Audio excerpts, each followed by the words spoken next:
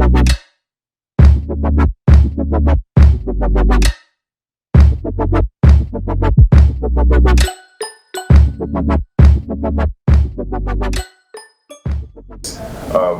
a very strong policy that every government must take up. We do this by, first of all, doing what we call the Next Governor reality TV show. It's running every 36 states of the country and the FCT. And at the end of the contest, there emerges a winner who we call the Youth Governor of each state and the FCT.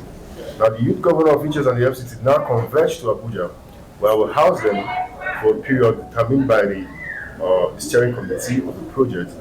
And when they are housed, they are able to present a manifesto running for the office of the president, and then we throw to them topics or rather issues that are prevalent in the Nigerian society as it is of each year.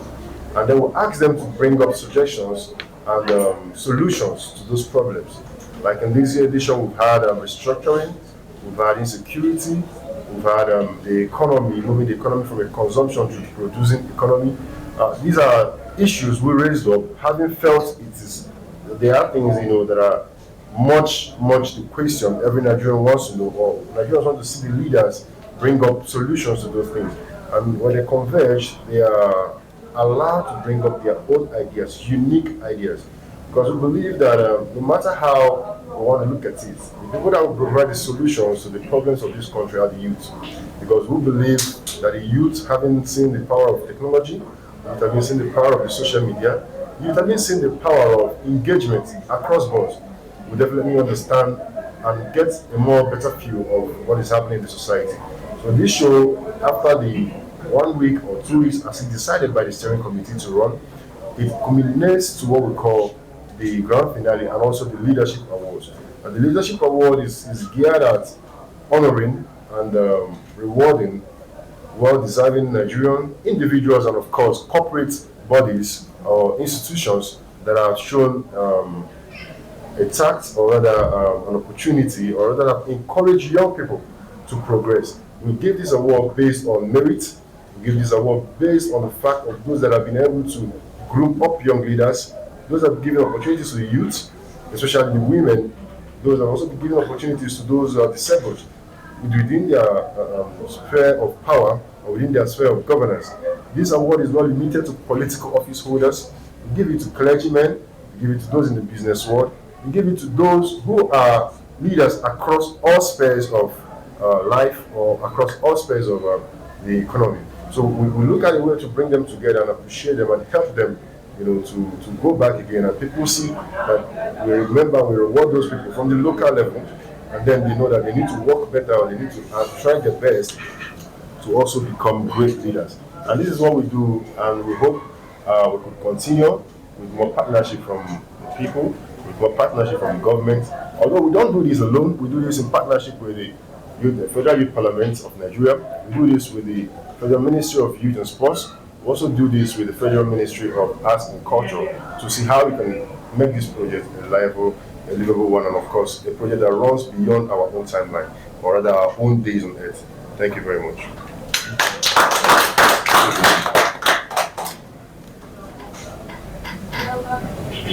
So I think the chairman of the Governors Forum might decide to. Yeah, I wanted to know, you said you were going to ask a question. Are you okay with that? Okay, if you have something to tell us, you can tell us then before we go on. Okay. Well, good afternoon, ladies and gentlemen.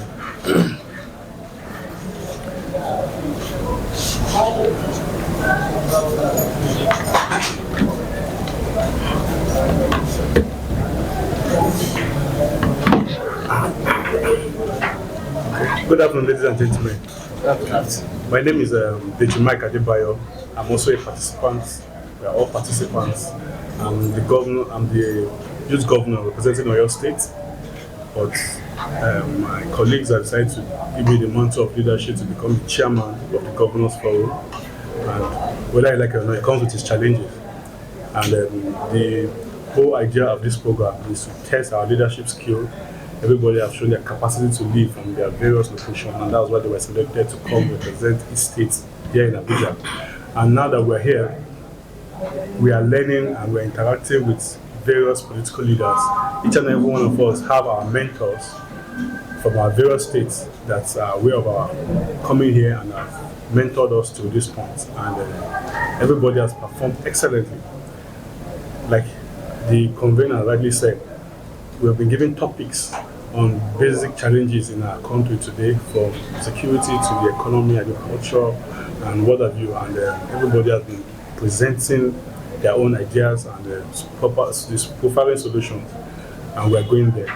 The show is on, and in all sincerity, we've learned a lot. We've interacted. Some people have not met some other people from other states before. I've never been to some states, and we've shared ideas, and this helped to sharpen our individual mentality.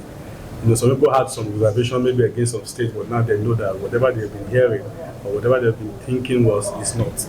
And everybody is beginning to intermingle. And I believe this is beginning to shaping the youth to prepare themselves for leadership, because we are aware of the fact that leadership is not given, but it must be taken. And taking it, you have to be prepared to take it. Like the Deputy Speaker said, if we had this kind of avenue before, this kind of program before, perhaps by now the youth will not be clamoring and saying it's our turn, it's our turn. They would have actually taken it. By now, they will be in elective positions beyond where we are now. But now that we're here, we know we have the responsibility to propagate what we've started, and we'll do everything within our capacity to make sure after the show, whoever emerges as the president, we keep the family together and we keep sharing ideas, supporting each other. And we really appreciate SRTV for what they've done so far, and we pray and wish that they will not stop. And wherever we are needed to support them, now or in the future, we'll be willing to. And we thank you, the press, for your time. Thank you, and God bless us all.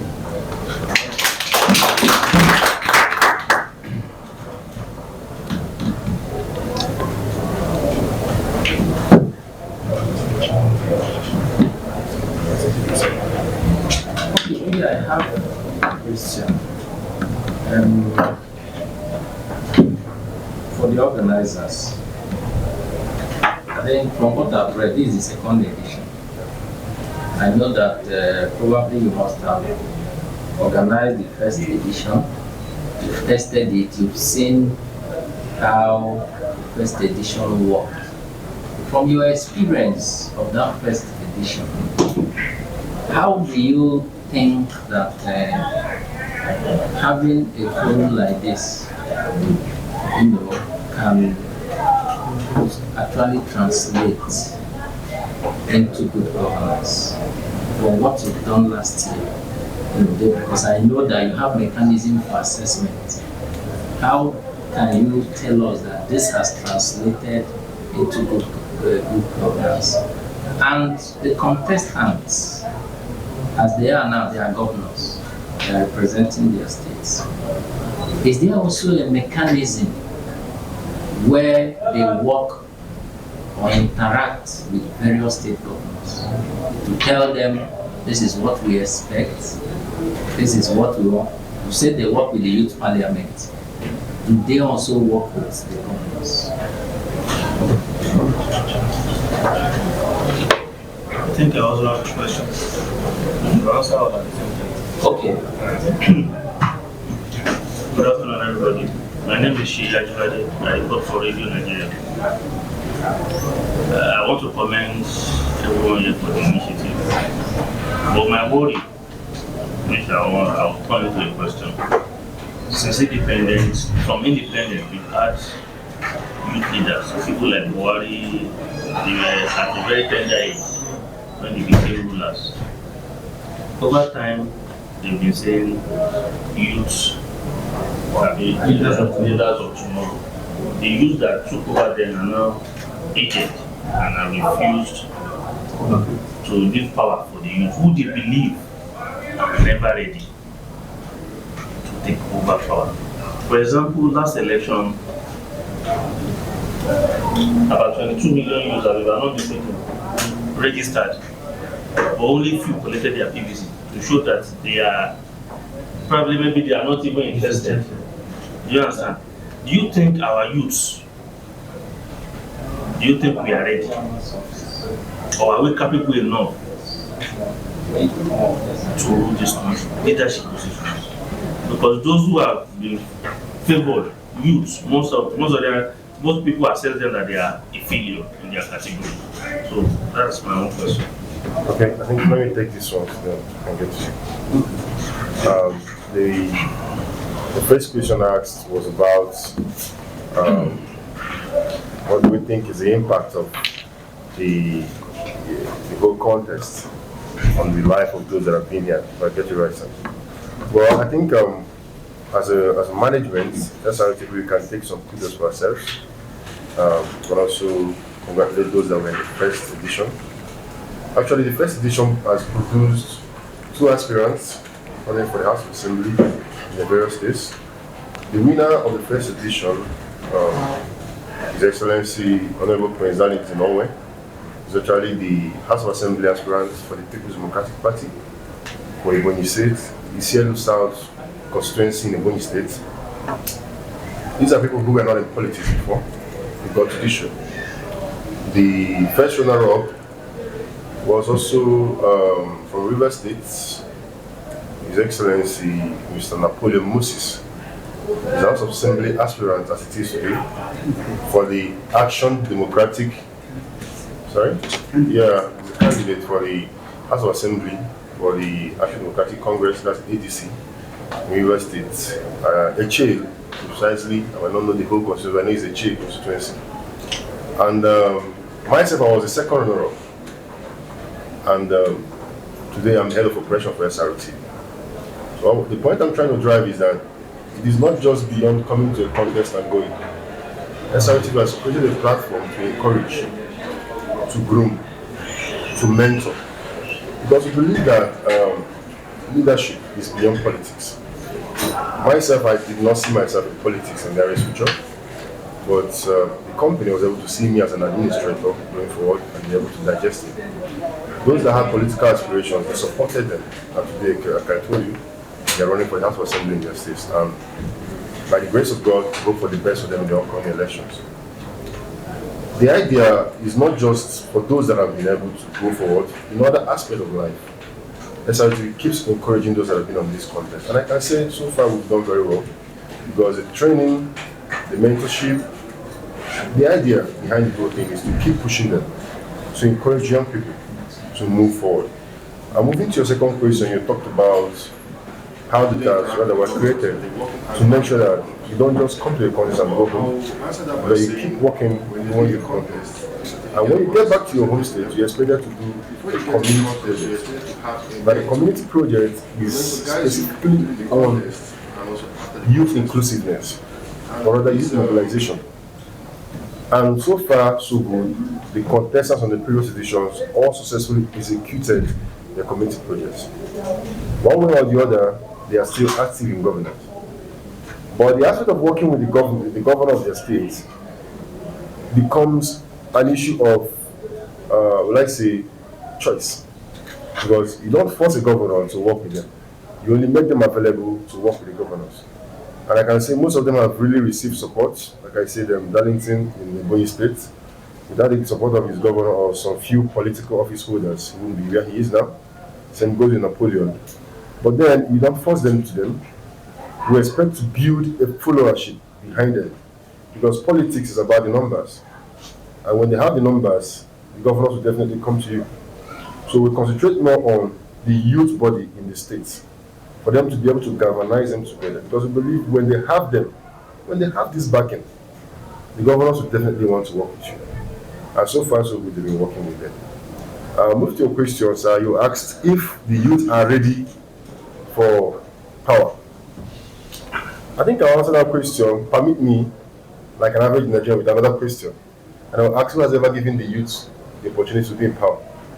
We talked about His Excellency Muhammad Buhari. These are military positions. They got theirs through the military. The military, we know, for all we know, is more like a kind of a group. Whoever has been put there has gone through the back of a lot of other bigger guys that said to put you there. But a bidder that is male, we must give kudos to him also for passing the not too young to run bill, for reforming the electoral laws. The question of being able to take power is not up to the youth. And I'll tell you, the youth are really ready to take power. If they are not, these young men will not leave their respective states to come down to Abuja, spend a week to become the youth governors of their states. This shows the zeal. This shows the level of passion the youth possess for power or for governance as it is now. But then you ask another question: who will be able to help the youth get to those places when the people who select those that eventually come out with the party tickets are still the ones that have been in power all these years? Then you ask another question: which political party has ever given the platform for the youth to excel? The YPP, as it may be, which we call the Youth Party, has more like become a kind of a support to the bigger parties. But we don't want to fight a party, but we want to create a party. We want the youth to now involve themselves in parties. Because politics goes beyond staying on home and voting, or even collecting a voter's card. It goes beyond collecting a voter's card.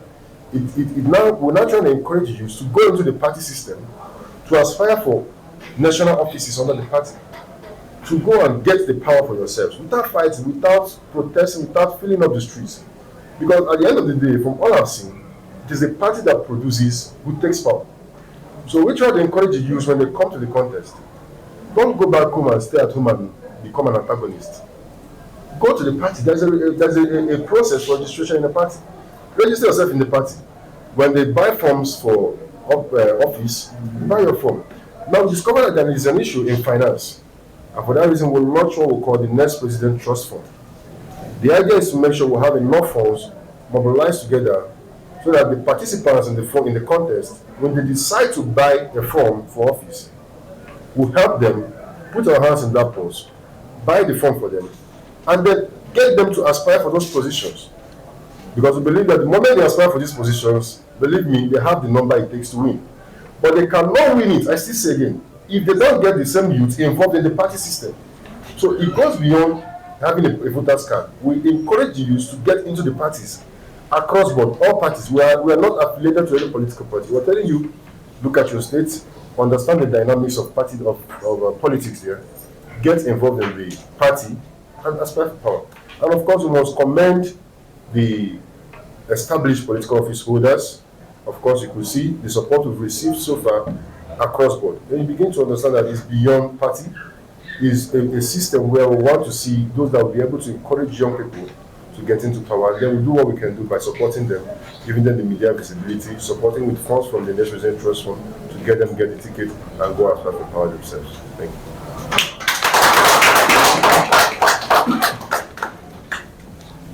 Okay, my question. Thank you so much for the wonderful response and presentation. I'm so much, I must confess that I'm glad to hear what you are doing very wonderfully. In the area of awards, you mentioned that we are planning to give awards on Saturday, both to politicians, religious leaders, and other class of leaders. What got me worried is in this plan, award has become something so much bastardized that people have begun to worship money and without minding where the source of the money comes from. Even most of our politicians today, the governors, the House of Assembly members, most of them will know that they came to the office to quick meals. And some of them don't have the genuine source of wealth.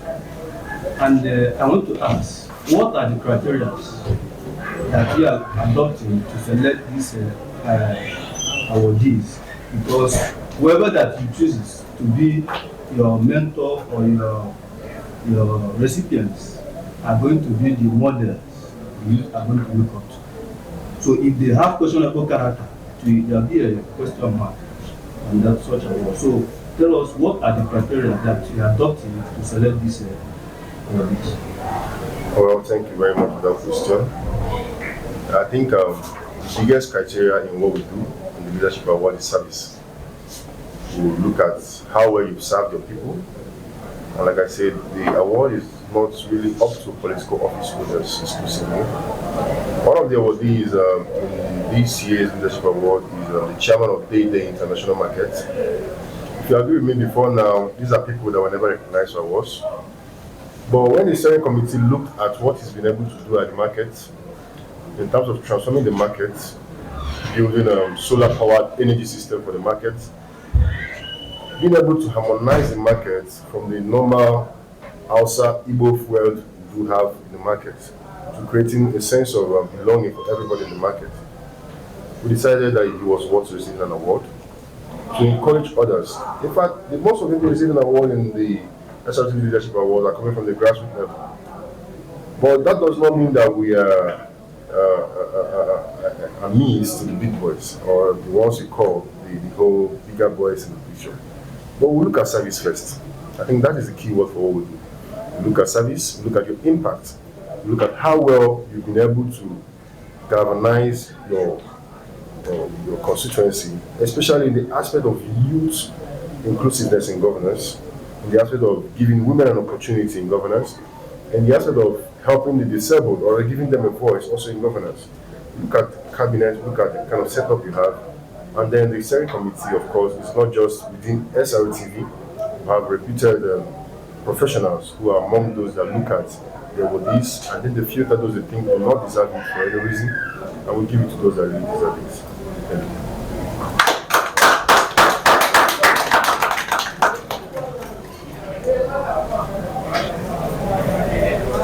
Any other questions?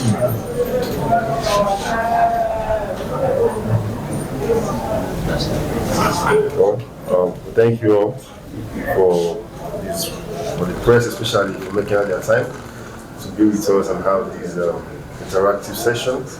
The press conference has been a success.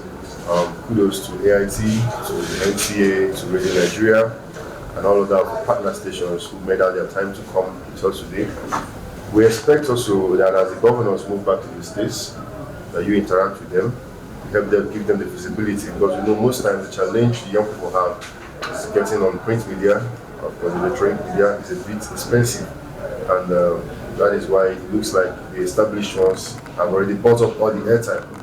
But we believe in the activities of our partners who are here. If they were not involved in youth inclusiveness, they would not make our time in a position to be here. So I want to commend you all for coming. On behalf of my CEO, who is unavoidably absent, I want to say that SRTV is built on innovative content for a global audience.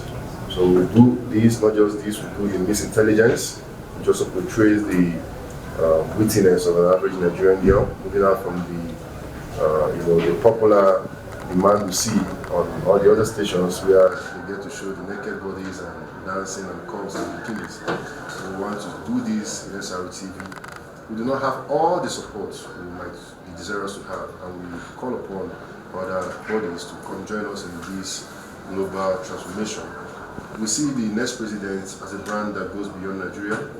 We are seeing the next president South Africa, the next president Ghana, the next president Togo, the next president Malawi, the next president Sierra Leone, the next president UK.